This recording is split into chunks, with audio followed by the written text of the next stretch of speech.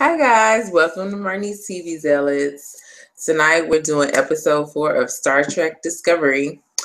My name is Denise and my partner in crime is Mary. Mary, go ahead and say hi. Hi, we're going through Star Trek. Just kidding. Give us a like, give us a subscribe.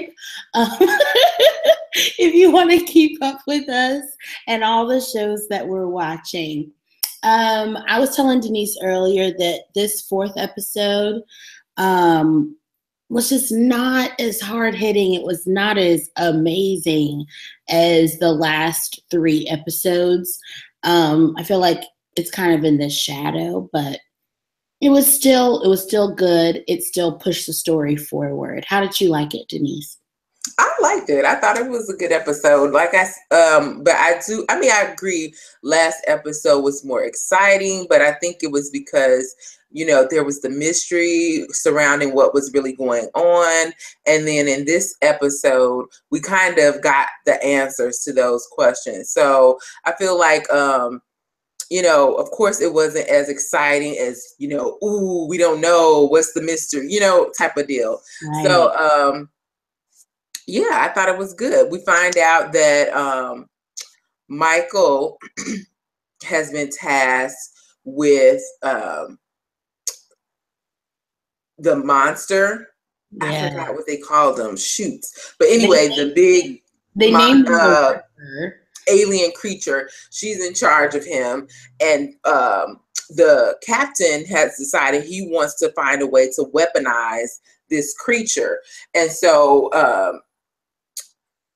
So she's been tasked to find out, how to do that, and specifically how to use his claw that he used to kill the Klingons. The Klingon.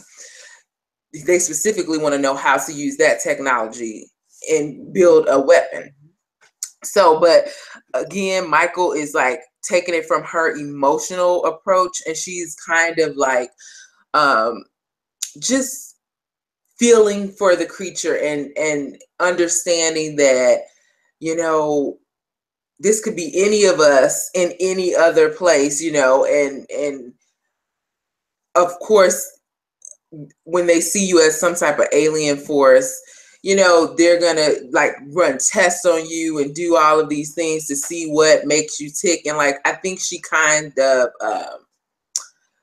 it kind of hit home because she grew up with the Vulcans as a human, and like she kind of knows that outcast feeling, but also she kind of finds out that the creature is not predatory. So she's like, okay, well, you're trying to turn him into a weapon, but you're aggravating it. You're kind of like poking the bear.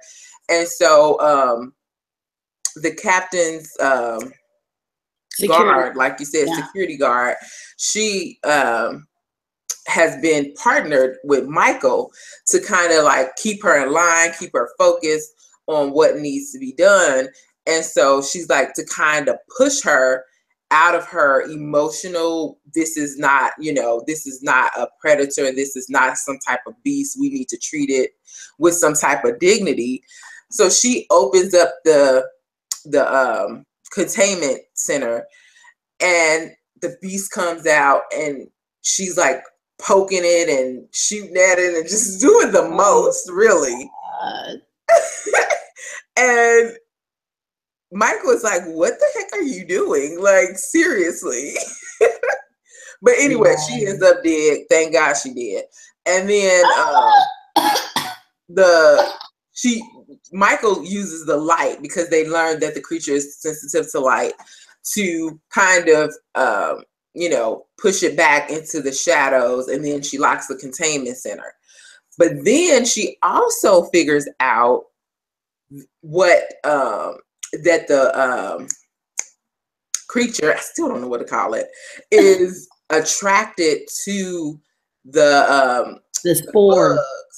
That they have been growing. So she brings them in to him, and she's like, here you go, buddy. Let's see, hopefully this works.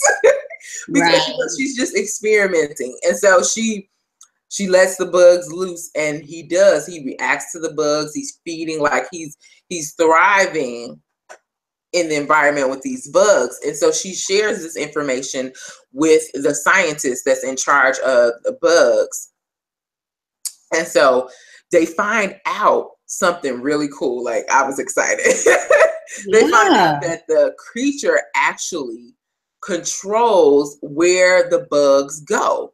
And so the bugs have actually, they're actually a better way to transport, a faster way to transport. Yes. So they could be somewhere, you know, that would take a billion. I forgot what was the timeline. Like, it would take 80 hours to get somewhere. They could get there in like a minute or something. Yeah, and then so like they could drop into a war zone, kill up everybody, and just be gone like that. So that was good though. And so of course the warmonger wants this technology. Oh yeah. I kind of wish they didn't share with him right away, but actually it was a pressing need because the Klingons had attacked one of their outposts, and man, he was using them though. He just wanted that technology. Like, he was really happy that it was a defenseless group of people. And he's like, look at you. You're hoarding this technology. People are dying. When he just wanted it for himself. Of course. But he sure did pull on the emotional state. Like, he played the message of people dying and, you know, calling out for their moms. Yeah. Oh, I was like, oh my God, please help them. Oh, Lord. I can't take too much of this emotional stress now. I know. So, one thing that I thought was weird was how much of this episode was Klingon. Like, so much of this episode had to do with the albino Klingon. And I'm just kind of like... Can I just say that it's ironic that on here, well, I guess not so much because the Klingons are usually dark, but it's like a place where being light is a abomination. I just want to say. A little bit of poetic justice. But whatever. They have big things on their head and jacked up teeth, so whatever. But I know that they want to be more respectful of Klingon and like the culture and everything. But Klingon, it takes so long to speak it. I wish we could have it in English, like when they're talking to each other, you know. And how the girl just double-crossed him, and then ooh, yeah. Oh my gosh. It could have been quicker. Like, the way that they crafted this episode, it was 3/4 of an episode stretched out to me. And I think that's why I didn't love it, because there were some parts of it that were really good, and other parts of it I was just like, why did they add this? Is this like a filler, you know? So anyway, but that's my 2 cents about it. But I'm really excited to see what's going to happen next. I did stay on and watch the preview, so I am excited for next week. And let us know if you guys want us to keep watching. Like, I love Star Trek, so I'm gonna be watching it anyway. So. Okay, guys. Well, like she said, let us know in the comment below if you want us to keep watching and recapping. Like she said, I love Star Trek too, so I'm watching anyway, you know. So, yeah, that's it. Thanks for watching, guys, and have a great night. Bye.